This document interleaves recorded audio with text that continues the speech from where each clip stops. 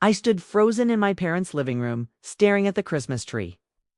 My heart felt like it was breaking into a million tiny pieces. There, under the bright twinkling tree, were beautiful wrapped presents with my brothers' names on them. Jack had 3 big boxes. James had 4 presents, and even his kids had piles of gifts waiting for them. But there was nothing for me. Not even a tiny box with my name on it. My hands were shaking as I held the carefully wrapped gifts I had brought. For everyone, I had spent weeks picking out the perfect presents. I had used my own money I earned from my job that my family didn't even understand. And here I was, the forgotten daughter, standing like a fool with gifts for people who couldn't even remember to buy me a candy cane. The worst part, I could hear them in the kitchen laughing and talking like everything was normal, like I hadn't been gone for 7 whole years, like they hadn't ignored me for most of my life before that. But what happened next would shock them all. What I was about to tell them would turn their whole world upside down. They had no idea that the daughter they threw away had become something amazing. They had no idea that while they were celebrating Jack the lawyer and James the architect, I had quietly become more successful than both of them combined. But I'm getting ahead of myself. Let me tell you how this nightmare Christmas began. It all started 3 weeks before Christmas. I was sitting in my apartment, the one I had worked so hard to afford after leaving home 7 years ago. I was 23 then, just a scared girl who was tired of being invisible in her own family. My phone rang and I saw Mom on the screen. My heart jumped. Mom never called me. In 7 years, she had called me maybe 5 times, and those were only when someone was sick or when they needed something. "Hello," I answered, trying to sound normal. "Sarah." "Hi, sweetie." Mom's voice sounded strange. Too happy, too fake. "How are you doing?" I wanted to say you would know if you ever called me, but instead I said, "I'm fine, Mom. How are you?" "We're all great. Listen, I wanted to invite you for Christmas this year. We're having the whole family over, and it wouldn't be the same without you." I almost dropped the phone. Christmas. They wanted me for Christmas. For 7 years. I had spent Christmas alone, eating cheap takeout and watching movies. All my family probably didn't even notice I wasn't there. "Really?" I whispered. And I hated how hopeful I sounded. "Of course, okay. Jack will be there with his new girlfriend, and James is bringing the kids. It'll be just like old times. It's just like old times." The words made my stomach hurt. Times meant sitting in the corner while everyone paid attention to my brothers. Old times meant getting the cheapest gifts while Jack and James got everything they wanted. Old times meant being ignored, forgotten, pushed aside, but maybe things had changed. Maybe they missed me. Maybe they finally realized they had treated me badly and wanted to make it right. "I'd love to come," I said, and I could hear Mom smile through the phone. "Wonderful. Come Christmas morning around 10. We'll have breakfast and open presents, just like we used to." After she hung up, I sat there staring at my phone. After 7 years of silence, they wanted me back. I should have known it was too good to be true. The next 3 weeks felt like forever. I couldn't focus on my work, my important, successful work that my family knew nothing about. Instead, I spent every free moment shopping for the perfect Christmas gifts. For Dad, I bought an expensive watch. He had always complained that his old watch was broken, but he never bought a new one. This one was silver and shiny, the kind successful businessmen wear. For Mom, I found a beautiful silk scarf and matching earrings. She had always loved pretty things, but said they were too expensive. Now I could afford to buy her something beautiful. For Jack, I got a fancy briefcase for his law office. It was leather and had his initials carved on it. I thought he would love showing it off to his lawyer friends. For James, I bought art supplies, the expensive kind that real artists use. He had always loved to draw, even though he became an architect instead. And for James's kids, my nephew and niece, who barely knew me, I bought fun toys and games. I spent almost $1,000 on these gifts. It was a lot of money, but I had It, I had worked hard and saved up, and I wanted my family to see that I was doing well. I wanted them to be proud of me. I wrapped each present carefully using expensive wrapping paper and pretty ribbons. I wrote thoughtful cards for everyone, telling them how much I loved them and how happy I was to be invited back into the family. The night before Christmas, I could barely sleep. I kept imagining their faces when they opened my gifts. I imagined Mom crying happy tears when she saw the beautiful scarf. I imagined Dad being proud of me for buying him such a nice watch. I imagined my brothers finally seeing me as an equal, someone who had made something of herself. I was so stupid, so incredibly, foolishly hopeful. Christmas morning came, and I drove to my childhood home with a car full of presents. The house looked exactly the same white fence, the same red door, the same garden that Mom loved so much. But when I walked inside, something felt wrong immediately. "Sarah," Mom called from the kitchen. "You're here." "Everyone's in the living room." I walked into the living room carrying my bags of presents, and there they were, my whole family. Dad was reading his newspaper in his favorite chair. Jack was on the couch with a pretty blonde woman who must be his girlfriend. James was there with his wife Lisa, and their 2 kids were playing on the floor. They all looked up when I came in, and for a moment, nobody said anything. "Hi, everyone," I said, feeling awkward and out of place. "Sarah." James stood up and gave me a quick hug. "Wow, it's been forever. You look ... different." I did look different. I had grown up. I was wearing a nice dress and real jewelry. My hair was professionally styled. I looked like the successful woman I had become. Jack waved at me from the couch. "Hey, sis, says Amanda." His girlfriend smiled politely and said hello. The kids stared at me like I was a stranger, which I guess I was. I put my presents under the tree, and that's when I first noticed it. There were lots of presents already there, but none of them had my name on them, not one. Maybe they were hiding my presents, I thought. Maybe it's a surprise. "Let's eat breakfast first," Mom announced. "Then we'll open presents." Breakfast was awkward. Everyone talked about their jobs, their lives, their plans. Jack talked about his big law cases. James talked about the houses he was designing. They asked me polite questions about what I was doing, but I could tell they weren't really listening to my answers. When I mentioned I was a data analyst, Dad just nodded and changed the subject to Jack's latest court victory. After breakfast, we all went back to the living room for the main event, opening presents. Kids first. Mom announced, and James's children tore into their presents with excitement. They got bikes and toys and games. They squealed with joy and hugged their parents. Then the adults started opening gifts. Jack got new suits and expensive cologne. James got art books and fancy pens. Mom and Dad exchanged gifts, jewelry for her, a new golf club for him. I watched it all, waiting for someone to hand me a present. But nobody did. Finally, Jack's girlfriend Amanda looked at me and said, "Sarah, aren't you going to open your presents?" The room went quiet, really quiet. Mom looked confused. "Sarah, I'm so sorry. We didn't.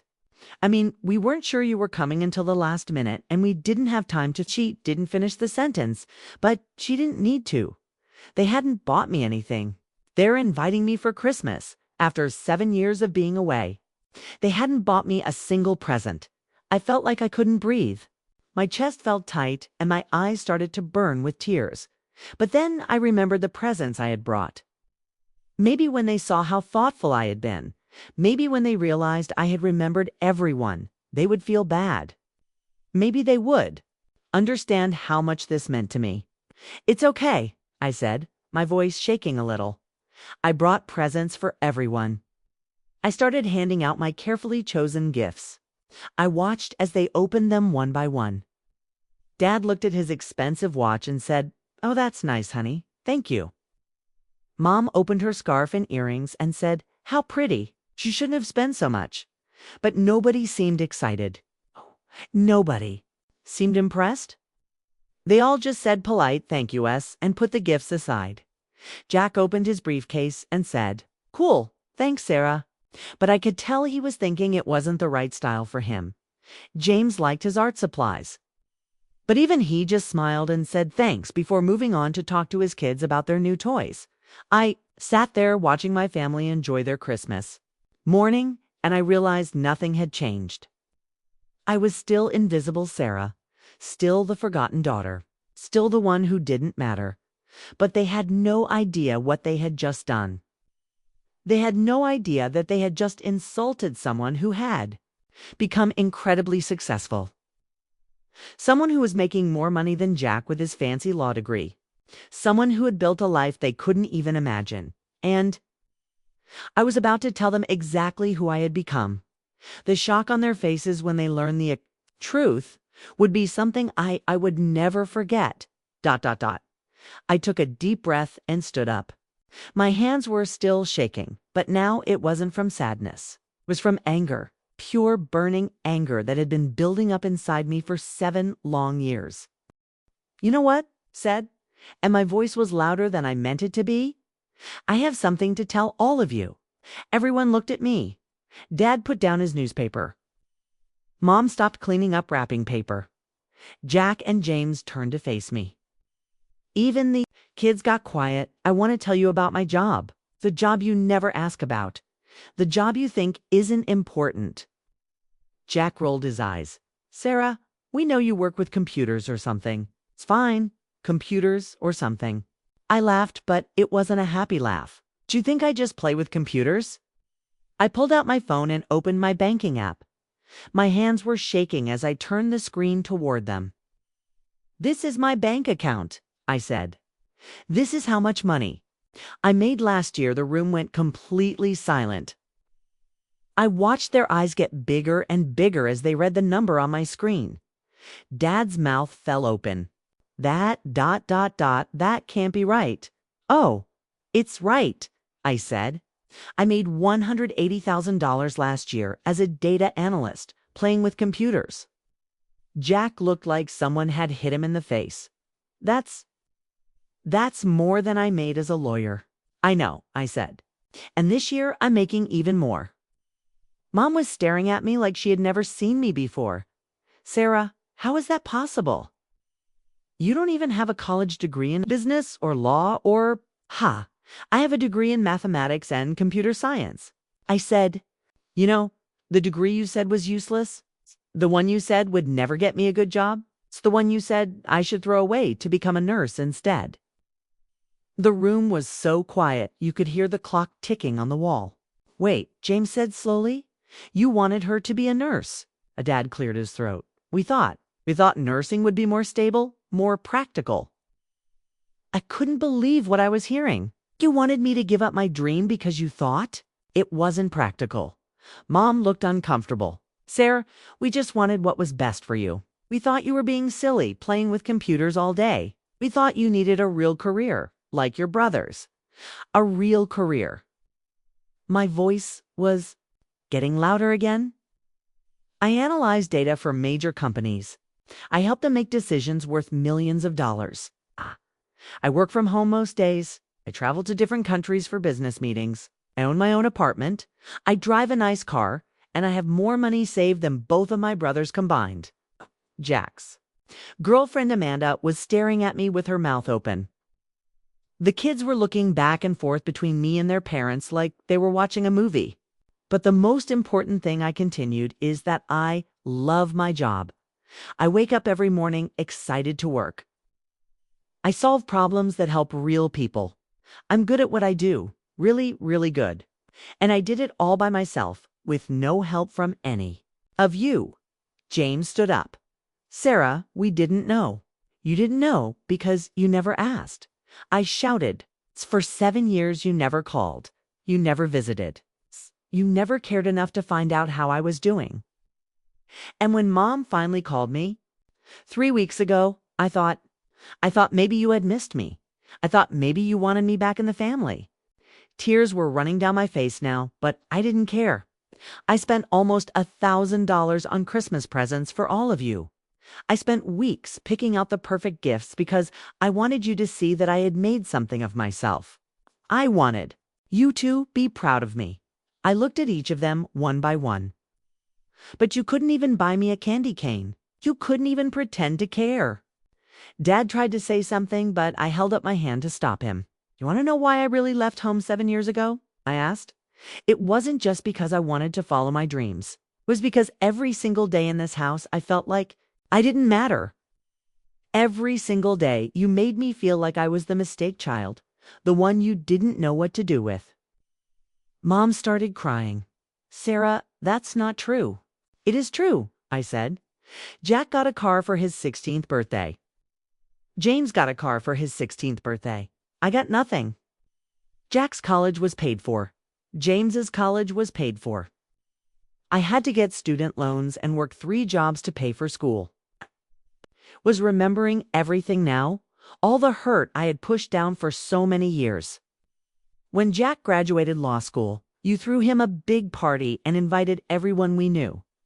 When James got married, you paid for half the wedding. When I graduated college with highest honors, well, you didn't even come to the ceremony because it was the same weekend as Jack's golf tournament. The room was dead silent except for Mom's quiet crying. And the worst part, I said, my voice getting quieter now, is that I kept hoping things would change. I kept hoping that someday you would see me. Really see me? I kept hoping that someday you would be proud of me. I wiped my eyes with the back of my hand. But today I realized that nothing has changed. I'm still invisible, Sarah. I'm still the daughter you forgot about. Jack stood up and took a step toward me. Sarah, I'm sorry. We're all sorry. We didn't realize ... You're sorry. I laughed again, that sad, bitter laugh. You're sorry because you found out I'm successful? But would you be sorry if I was still struggling? Would you be sorry if I was working at a grocery store or cleaning houses? Or would you still think I deserved to be ignored because I didn't become what you wanted me to become? Nobody answered, because we all knew the truth. I became a data analyst because I'm good with numbers and patterns.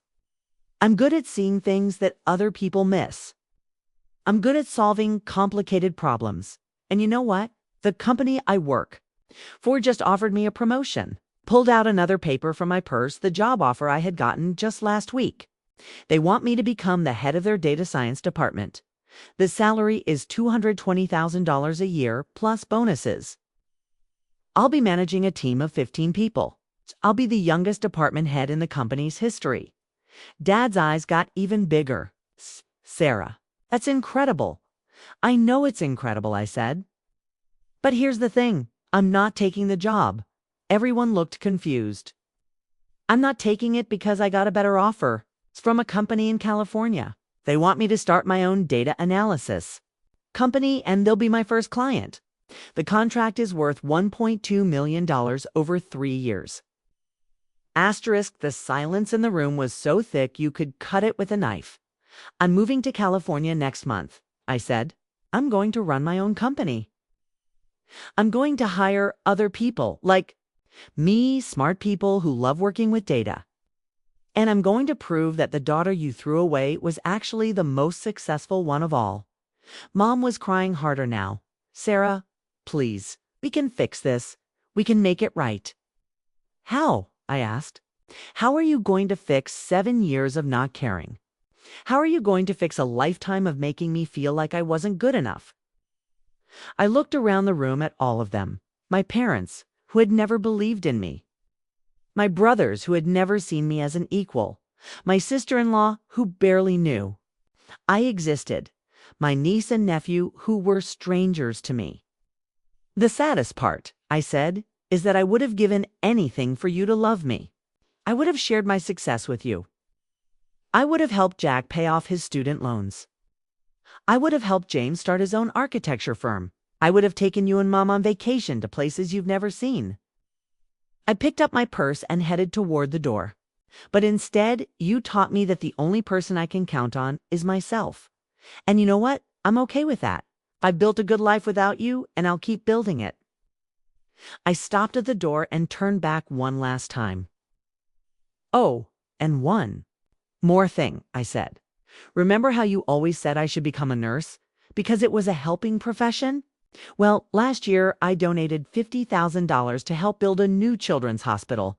This year, I'm donating even more. So I am helping people, just not the way you thought I should. I could hear them calling my name as I walked to my car, but I didn't. Turn around as I drove away from my childhood home, I felt something I had never felt before. I felt free. Finally, truly free. But just as I was about to start my new life in California, something would happen that would change everything again. Something that would make me question everything I thought I knew about my family and about myself. Something that would turn this whole story upside down once more. I drove around the city for hours after leaving my parents' house. I didn't want to go back to my apartment yet. I needed time to think, time to let everything sink in. Finally, around 5 p.m., I decided to go home. But when I pulled into my apartment complex, I saw something that made my heart stop. My mom's car was in the parking lot. She was sitting on the steps outside my apartment building. And she looked like she had been crying for hours. When she saw me, she stood up quickly. "Sarah, please," she said as I got out of my car. "Please let me talk to you." I wanted to walk past her and go inside. I wanted to slam the door and never speak to her again. But something in her voice made me stop. "What do you want, Mom?" I asked, but I didn't sound angry anymore. I just sounded tired. "I want to tell you the truth," she said. "The real truth about why we treated you the way we did." I stared at her. "What are you talking about?" Mom looked around the parking lot. "Can we go inside, please? This is hard for me to say. Against my better judgment, I let her follow me up to my apartment. When we got inside, she looked around with wide eyes. "Sarah," she whispered, "this place is beautiful." It was beautiful. I had worked hard to make it nice. It had big windows, expensive furniture, and artwork on the walls. It looked like a successful person lived there. "You've done so well," Mom said, and she started crying again. "You've done so much better than we ever imagined." "Why does that surprise you?" I asked. "Why didn't you think I could be successful?" Mom sat down on my couch and put her face in her hands, because we were scared. Scared? Scared of what? She looked up at me with red, puffy eyes. "Sarah, your dad and I, we never went to college. We both grew up poor, really poor. When we had Jack and James, we pushed them toward careers we understood. Law and architecture seemed safe, respectable. We knew those jobs would always exist." I sat down across from her, confused. "Okay, but what does that have to do with how you treated me?" "When you were little," Mom continued, "you were so smart. Scary smart. By the time you were 5, you could do math problems that I couldn't even understand. You were always asking questions about how things worked, always taking things apart. To see inside them, I remembered. I had always loved puzzles and problems and figuring things out. Your teachers kept telling us you were gifted. They said you could do anything you wanted. They said you could be a scientist or an engineer or anything. So why didn't you support me?" I asked. Mom was quiet for a long time. Then she said something that shocked me. "Because we were afraid we would lose you." "What? Your dad and I? We're simple people. We know about fixing cars and cooking dinner and paying bills. But you were talking about computers and data, and things we had never heard of. We were afraid that if you got too smart, too successful, you would leave us behind." I couldn't believe what I was hearing. "So you thought the solution was to make me feel stupid? To ignore me and treat me like I didn't matter? We thought if we could get you to choose a normal job like nursing, you would stay close to home. You would still be our little girl." Mom was crying harder now. "We were so stupid, Sarah. So incredibly stupid. I felt like my whole world was spinning. All these years, I thought my parents didn't love me because I wasn't good enough. We're actually afraid I was too good." "But that doesn't excuse everything," I said. "That doesn't excuse forgetting my birthday or not coming to my graduation or not buying me Christmas presents." Mom nodded. "You're absolutely right. Nothing excuses that. We were so focused on Jack and James because their lives made sense to us. We understood what a lawyer does. We understood what an architect does. But data analysis, we didn't even know what that meant. She reached into her purse and pulled out a piece of paper. After you left today, I spent 3 hours on the computer, reading about data analysis, learning about what you actually do. She handed me the paper. I printed out articles about your field. I wanted to understand. I looked at the papers. She had printed out articles about data science, about career, opportunities, about how data analysts help companies make important decisions. Some of the articles were highlighted in yellow. Sarah, Mom said, what you do is amazing. It's important. It's changing the world. And we were too scared and too stupid to see it. I didn't know what to say. I had spent 7 years thinking. My parents didn't love me, and now I was finding out they loved me so much they were afraid of losing me. There's something else, Mom said quietly. Something I need to tell you about Christmas. What about Christmas? We didn't forget to buy you presents because we didn't care. We didn't buy you presents because we didn't know what to get you. I stared at her. What do you mean? For Jack, it's easy. He likes expensive things that make him look successful. For James, it's easy. He likes art supplies and books about architecture. But you, you were always so independent. Never asked for anything. You never told us what you wanted. Mom wiped her eyes with a tissue. Every Christmas, your dad and I would stand in the stores trying to figure out what to buy you. We would look at clothes, but you had your own style. We would look at jewelry, but you didn't wear much jewelry. We would look at books, but you read things we had never heard of. So you bought me nothing? So we bought you money, Mom said, quietly. What? She reached into her purse again and pulled out an envelope. Every Christmas for the past 7 years, we put money in a savings account for you. We thought maybe someday when you were ready to buy a house or start a family, you would need it. She handed me the envelope. Inside was a bank book. I opened it and almost fell off my chair. The account had $15,000 in it. You put in $2,000 every Christmas, Mom explained, plus interest. We kept thinking we would give it to you when the time was right, but we never saw you. I stared at the bank book and suddenly I felt like crying all over again. But this time it was different. This time it wasn't from sadness or anger. Mom, I whispered, why didn't you ever tell me this? 'Cause we were ashamed, she said. We were ashamed that we didn't know how to show you love in a way you could understand. We were ashamed that we had let fear make us push away our smartest, most amazing child. We sat there in silence for a while. I was trying to process everything she had told me. Your dad wanted to come with me today, Mom said, but he was too embarrassed. He said he didn't deserve to ask for your forgiveness. And what do you think? I asked. I think we don't deserve it, Mom said honestly. But I think we love you more than you know, and we want to try to fix this if you'll let us. I looked at my mom, really looked at her. She looked older than I remembered, sadder. She looked like someone who had been carrying a heavy weight for a long time. Mom, I said, I need you to understand something. I can't just pretend the last 7 years didn't happen. I can't just go back to being the daughter who doesn't matter. I know, she said. I wouldn't expect you to. And I can't promise that I'll ever trust you completely again. It's going to take time. I understand. But, I said, and I saw hope flicker in her eyes, I'm willing to try.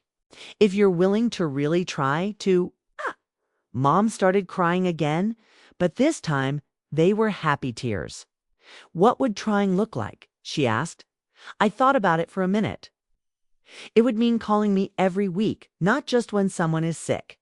It would mean asking about my job and actually listening to the answers. It would mean treating me like an adult who can make her own decisions about her career and her life, Mom said quickly. All of that, yes. It would mean coming too. Visit me in California when I move there for my new business. It would mean being proud of me out loud, not just in secret. "We are proud of you," Mom said. "We have always been proud of you. We just didn't know how to show it." And I said it would mean accepting that I'm never going to be a nurse. I'm never going to have the safe, predictable life you wanted for me. I'm going to keep taking risks and chasing big dreams. Mom smiled through her tears. "Good," she said. "Don't ever stop chasing big dreams." We were wrong to try to make you smaller. I stood up and walked to the window. Outside, the sun was setting and the sky was turning orange and pink. "You know what's funny?" Said, "all this time I thought you didn't love me because I wasn't like Jack and James. But now, find out you were actually afraid I was too different. From them, we thought different meant we would lose you," Mom said. "We didn't understand that trying to make you the same would be what actually lost you." I turned around and looked at her. "You haven't lost me, Mom. You hurt me. And it's going to take time to heal. But you haven't lost me." Mom stood up and walked over to me. "Can I hug you?" she asked quietly. I hesitated for a moment, then nodded. She wrapped her arms around me, and I hugged her back. It felt strange at first, but then it felt ... right. "I love you, Sarah," she whispered. "I love how smart you are. I love how brave you are. I love that you followed your dreams even when we didn't support you. I love that you became successful without us. I love everything about who you are." I started crying again, but these were good tears, healing tears. "I love you too, Mom," I said. "I always did, even when I was angry. Even when I felt forgotten, I always loved you." We stood there hugging for a long time, watching the sun set through my apartment window. "So," Mom said finally, "tell me about this new business you're starting in California. I want to understand everything." I smiled. "Are you sure it might take a while to explain?" "I've all the time in the world," she said. "I have 7 years of catching up to do." And so I told her everything. About my work, about my dreams, about the amazing opportunity waiting for me in California. For the first time in my life, my mom listened to every word. It wasn't a perfect ending. There was still hurt to work through, still trust to rebuild. But it was a beginning. It's a new beginning for our family. And the best part? When I moved to California 3 months later to start my company, my whole family came to help me pack. Even Dad, who apologized about 100 times and told me he was proud of me. Jack quit his law job 6 months later and came to work for my company as our legal advisor. James started designing offices for tech companies after I introduced him to some of my business contacts. My parents visit me in California every few months now. Mom even learned how to use a computer so she can understand my work better. Dad tells everyone he meets about his daughter who owns her own company. And you know what? My company is incredibly successful. We're making more money than I ever dreamed possible. We're helping businesses all over the world make better decisions with their data. But the best success isn't the money or the awards or the recognition. The best success is having a family who finally sees me for who I am. Who loves me, not in spite of being different, but because of it. Sometimes the people who hurt us the most are just scared people who don't know how to love us properly. Sometimes the answer isn't walking away forever. Sometimes the answer is teaching them how to love us better. And sometimes, just sometimes, the family that threw you away can learn to catch you instead. Thanks so much for watching. Kindly drop the lesson learned from this story, and please don't forget to like and subscribe to our channel. Until next time, bye for now.